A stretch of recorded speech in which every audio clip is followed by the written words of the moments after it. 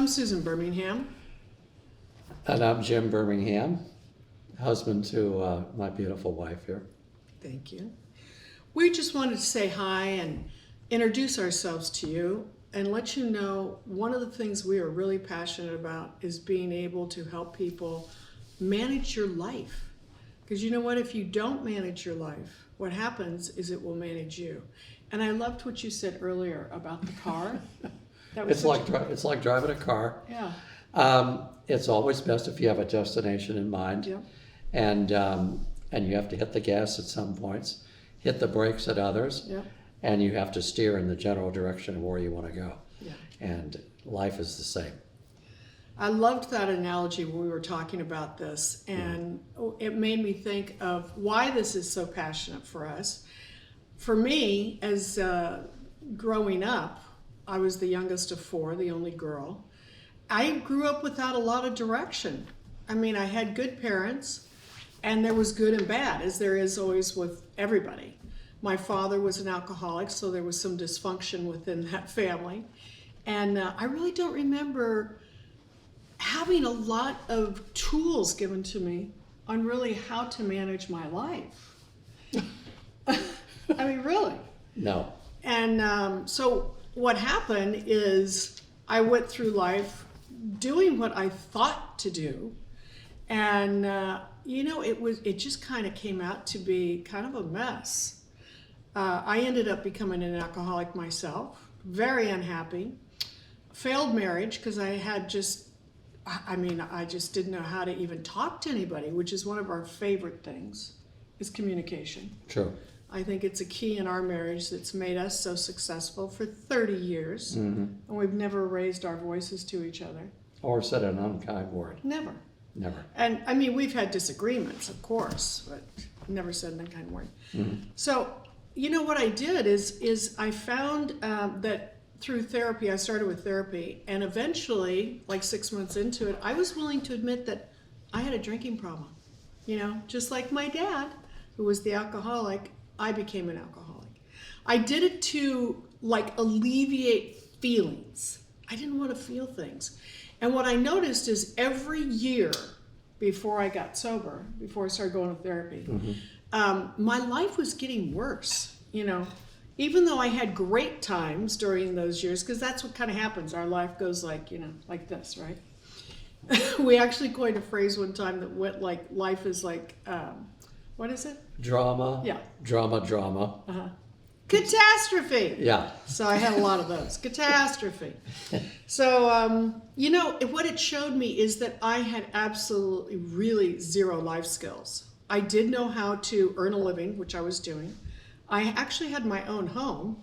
I was divorced from my first husband, and I was 35 years old, and all of a sudden I felt like I was dying inside because everything just kept going wrong, kept becoming more and more unhappy.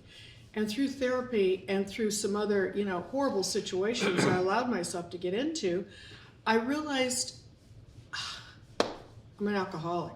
I didn't want to admit that. And I remember when I first started going to meetings, I didn't even want to say the word. And finally, when I did admit it and say, hi, my name is Susan, I'm an alcoholic, I started crying. Here's the good news, is I stayed the path. It's now 35 years later, and now I have a great life. And that's what we're going to be able to, that's what we want to give you, is the ability to know you can have a great life, and you don't have to take all this time in order to get to it. Because really, if you do not have tools and skills and know how to manage your life, like Jim says, you get in a car, you set your destination, where are you going to go? And you've got to make sure, do I have enough gas? Is the car running? Are there any problems? Does everything work? Well, that's what it is with life. Because prior to learning how to manage my life, it managed me. And when it manages you, you absolutely become in those, problem, catastrophe situations. Here's the really good news, is in doing so, what it did, when I got sober by going to AA, I actually developed a relationship with God. And that is the real key to our marriage. is he's number one. Mm-hmm. It's number one.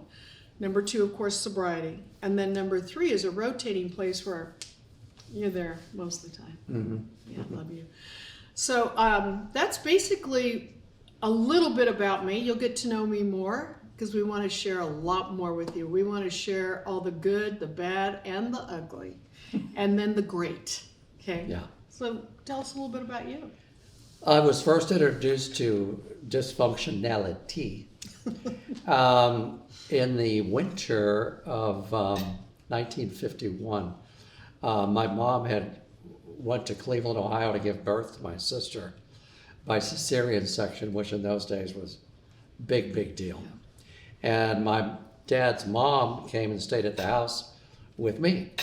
And I was 5 years old. I woke up one night in December in Ohio, northern Ohio, snowing like crazy.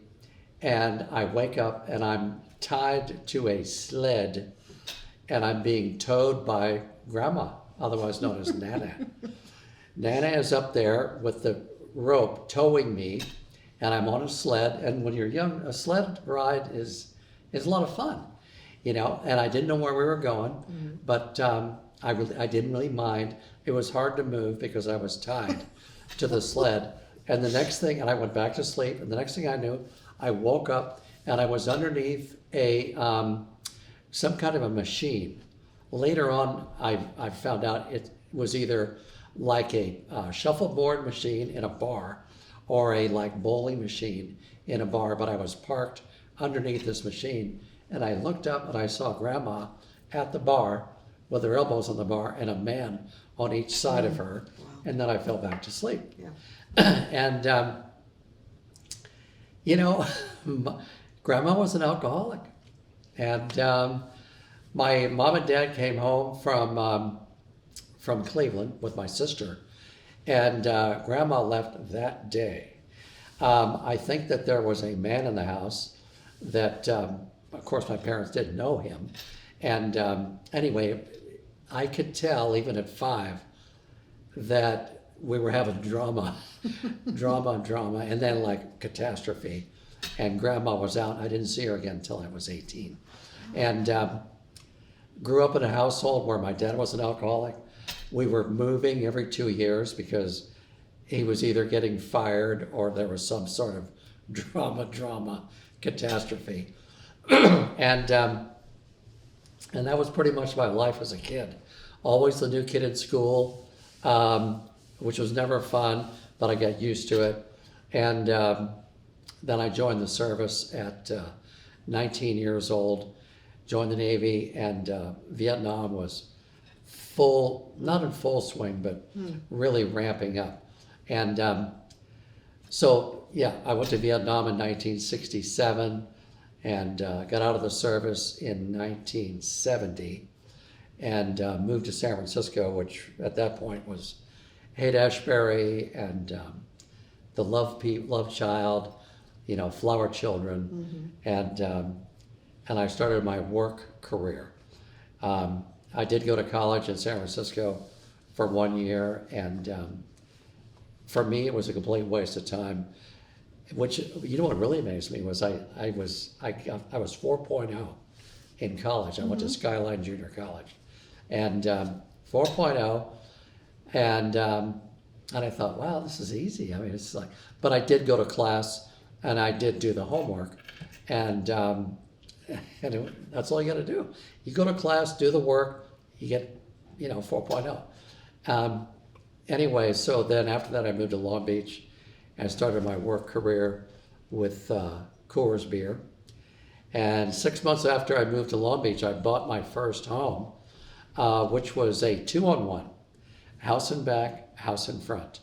And what amazed me so much was when I was like maybe 15, my dad had said to me, now when you buy your first place, be sure to buy a duplex because then you can rent one out and it'll cover your mortgage. And I thought, yeah, that's a good idea. And but I never saw my parents do that. They just, every time we moved, they bought a house and sold the last one. But I actually did that, so it shows you kind of like the imprinting that can happen, and the influence you can have on your child I bought what he told me to buy, you know. And back in the days when if you had any kind of a job at all, you could buy a home. Right. And which I did. And it did, it paid the mortgage. And because I lived in the back house, which was a 1 bedroom, 1 bath, and I rented the front house out, which was 2 bedrooms and 1 bath. And that was pretty much, I wasn't an alcoholic yet. I am an alcoholic now. At 25 years old, if you would have told me, Jim, you're going to go on to become an alcoholic and you're going to lose that home and you're going to lose your job and you're going to lose everything you work for, I would have said, are you crazy? No way. But I did. I lost everything. Yeah. I lost it all. And I was just, you know, I made a mess of my life. And the rebuild, well, I could go on further. But Yeah. That's our, oh yeah. We have 2 dogs.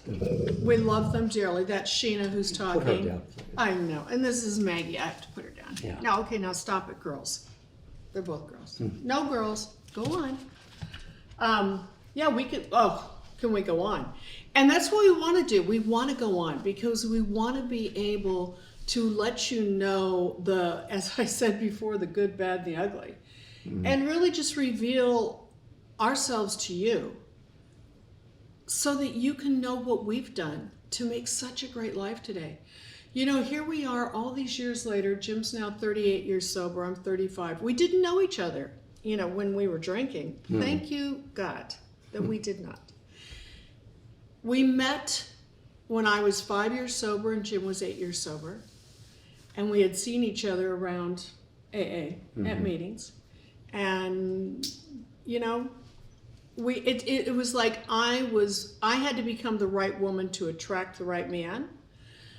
And my sponsor told me early on, she said, Susan, God is getting him ready right now as he's getting you ready. So while he's getting him ready, he's going to give you more things to work on. And that pacified me. Yeah. Thank you. There was a lot to do, and we have so many things to talk about. One of the things that's really going to be fun and exciting is communication and how important it is. We really have like 8 keys that will enable you to have effective communication. my life really started to make a turn for the better after I got out of prison in 1985 because I was in the drug business and it didn't work out for me. You know, it was drama, catastrophe. Mm-hmm. And but that catastrophe led to my asking God for help while I was in prison, and God showed up and helped me. And where were you in prison? Out of the country in Canada. Yeah. And when I was deported back to the United States after I served my sentence, I knew when I got home, what am I going to do now that I'm back and everything is like I can go to the bar, I don't want to do that anymore. I want to lead a new and different life. And I said to myself, I'm going to do everything when I get home that I did when I was on the inside in prison, which was go to AA meetings when they were available, go to chapel, and in prison you can join the chapel program, work out at the gym, stay away from the drugs, which you can get high every day in prison. And I didn't. And that was a trick in and of itself, but I didn't. And I read books to improve myself when I was on the inside. So I knew darn well when I got home and I was sleeping on the couch in my mom's den, and my dad had just committed suicide a couple of months prior, and from his alcoholism. And I got to an AA meeting. I got to a Cocaine Anonymous meeting the next day, and worked out. I did a prison workout, which is like you take a deck of cards and you flip it over, and if it's a 5, you do 5 push-ups. Flip it over, if it's 10 jumping jacks. Flip it over, it's a face card. Okay, you will run in place for 10 seconds, you know, and you work your way through the whole deck, doing push-ups, jumping jacks, stomach crunches, you name it. And I've yet to make it through a full deck. And that's what consistent working And out. that's a very inexpensive way to work out, but it was the prison way. And then, although you could go to I was in 3 different places before I was deported. And so the last one had a pretty decent workout facility and a track. So I availed myself of whatever was available for working out, and I knew that working out would be part of my life until the end of my life. I knew that AA would be part of my life until the end of my life. Right. And I knew that church and relationship with God and prayer would be part of my life no matter what for the rest of my life. And I'm so glad I've stayed on that path now, going on 39 years. So great. And so managing life, I know how to make every mistake possible over and over again. Susan is my 4th wife. I'm 4th and final. So, relationship-wise, It took.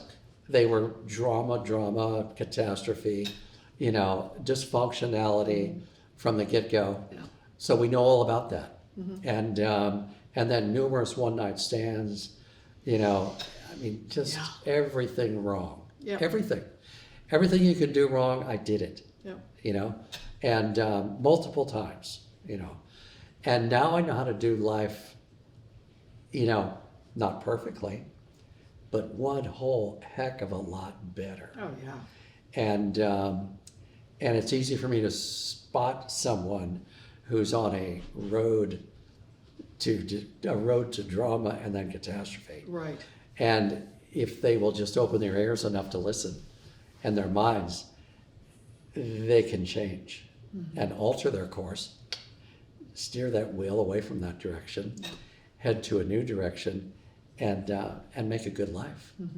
So that's the aim of what we're doing right now, is to help in that regard, from physical, spiritual, mental, emotional, financial, and relational. Yes. Because we have a great relationship. Yeah, we do. 30 plus years, never raised our voices to one another, never said an unkind word, never a curse word, haven't even thought it. No, never sworn at each other. But we've certainly disagreed over stuff. There were Yes. certainly times when Oh yeah. one or the other of us did something to anchor the other, but we know how to handle that immediately and just, okay, I need to be I'll be over there in that room until I'm ready to talk this out. Right. And we would always talk it out, Yeah. never yell it out, never curse it out, never bring up, last month, last year, 10 years ago. No, we're dealing with what's happening right now. Right. And that's one of the key things to having a great relationship and staying bonded is to deal with whatever happens right away, right now. And even if it's little, because the little builds up to big. And those underlying resentments are what you want to avoid. Right. I don't want to be on my way home and kind of dread coming home. No, that's just not how I live my life. That's not how she lives her life. If there's anything going on, we deal with it. Yeah. And I want him to be happy to come home. Yeah. I want to I take pride in our home, in myself. I mean, I work out, I eat well, pray to God, don't drink, all that stuff. And you know what? We are really enjoying life. And you can too. No matter what stage you're at, you can. When I met Jim, as I said, I was 5 years sober. And prior to that, I was able to, I had a great job. I love it because he talks about, he was in prison. And of course, I never thought in a million years that I'd marry anybody that was an ex-con. But, Oh, yeah. God has a plan for us, and you never know what it is. Yeah. And it's just such a great opportunity to be able to live your life this way. So before I got sober, I told you just a little bit, but I went to work for Levi Strauss. After my first husband, I was married from 21 to 25. And it's interesting, we do become our parents. And you don't even realize it. So your parents will always have good and bad. Always have good and bad. And I married him at 21. And he was absolutely the perfect combination of my parents, both my parents, each one of their worst traits. Like my mother was very passive aggressive. If you didn't do what she wanted you to do, she wouldn't talk to you. I mean, she could go months without talking to me. She actually, which I'll get into another story, she didn't talk to me a long time before she passed away. And my dad was very, vocally violent, like, screaming and everything all the time. So there was always like angst. I grew up in angst, like, oh my gosh, what's going to piss him off and make him yell? And oh boy, if I don't do what she tells me to do, then she's not going to talk to me. It was very, very uncomfortable. No wonder I took that first drink and felt, what a sense of relief. Anyhow, so my first husband from 21 to 25, I had no idea how to deal with him. Mm-hmm. I've only had my second one. He's a keeper. Mm-hmm. I didn't know how to do it. I didn't know how to talk to him. I didn't know how to tell him what I wanted him to do, because he would do the same thing. He either wouldn't talk to me for days or he'd yell and scream at me. Mm-hmm. So finally, I knew that this was like, I was either going to, literally, I thought, I'm either going to go crazy or I'm going to have to leave this relationship. And I did leave him. And at 25 is when I really started drinking. And for the first couple years, I really didn't know what to do. I had gone to college, but I had never really been trained for anything. So I worked at Hertz Rent-A-Car at San Francisco Airport. It was a great job. And it was really fun. But after I had been there for a year, I applied at Levi Strauss & Company because I knew I loved fashion, and I knew that if I was a sales rep, you could make good money. And after calling their office 4 months straight, every single week, they finally hired me. They had this great training program. Mm-hmm. They were starting with their young executives. So I went into sales, and it was awesome.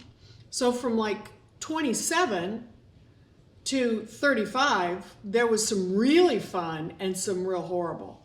So it was wonderful once I finally surrendered to it. And one of the things we're going to talk about in another podcast with you is we're going to break down what are those 8 keys I mentioned about communication. Mm-hmm. I mean, God and communication have totally been the keys to our successful marriage. I agree 100%. And plus, I have tremendous respect. I'll tell you one thing. When I met Jim, I had become the right woman, as I said. I wasn't willing to settle for any of these little boys that want to love you on Saturdays and Wednesdays, and, that's it. Because I knew I was worth it. I was worth having someone absolutely adore me. Mm-hmm. And I can say that he does, and it's... I still, at almost 31 years, and I'm so excited when I see you. Mm-hmm. My heart smiles, and my heart smiles, and it comes out through my mouth. Mm-hmm. Anyhow, mm-hmm. There's so much we want to talk to you about. I don't know. Where do you want to go from here? Shall we just take a little break for a minute? Sure, but I want to say one thing. Okay. When we first went out, the first time really we're out, I'll never forget this. She said to me, I operate on 3 principles. Oh, yeah. Say what you mean, believe what you hear, mm-hmm. and we're both on the same side. Yeah. And I listened, and I heard that. Say what you mean. Mm-hmm. That means you better be saying exactly what you mean. Yes. And then that's the part that struck me the most. Say what you mean, believe what you hear, and we're both on the same side. Mm-hmm. It was comforting in a way, and it was challenging in a way. Mm-hmm. And I never forgot that. And then that led to our relationship. Yeah. almost 31 years later. Yeah. Yeah. And I'll end also with this though too, because I loved this. On our second date, we're having dinner, and Jim says to me, he says, well, what is it you're looking for? And here's the key for me. I had become confident enough to actually say what I meant, Yeah. to tell the truth. I was looking for a love relationship, a committed love relationship with the end product to be marriage. I wasn't afraid to say that anymore, because I'd been afraid I was going to be like, you know, oh, I'll scare him away or this or that. No, I had grown into a confident woman that knew what she wanted. And I even told him, I said, you know, I'm not saying that that's going to be you, but I am certainly enjoying our time that we're spending together. And what did you say to yourself? Oh, it's me. Yeah. And the way you said it exactly that way, you said, I'm looking for a committed love relationship with the end product to be marriage. And I said, finally, you know, somebody gives me a straight answer, you know, and because I'd gone out with a lot of women prior to Susan, and each one of them had my 5 must-haves, you know, relationship with God, no drinking and drugging, no smoking, no children, because I didn't have any, Right. and takes care of themselves, and I'm attracted to them. Yeah. That's important. And they all had that. But Susan, yeah, she was confident enough to say exactly what she wanted, and I totally respected and said to myself, yeah, well, that's me. We don't, done, we're good now. Yeah. You know, here's the ring. Okay. The service is on Saturday, we're getting married, you know. Not quite that fast. Although it was pretty fast, 4 months later. Yeah. After our first date, 4 months later, we got married. Yeah. So that was pretty cool. Yeah. Yeah. I had seen her in AA for a couple of years prior. Neither one of us, to my knowledge, dated anybody No, not really. in No. AA. No. And because you got to keep going back to it. Yeah, you don't want, you know. And I saw her and I heard her share her experience, strength, and hope. And I always respected what she had to say. And I knew she had a lot of strength. And I knew that she worked a good program, which is important if you want to stay sober. And I respected that. So I already knew a lot about her. And so when we finally did go out, it just solidified what I already had come to know about you. Yeah. And yeah, I'm so happy. me too.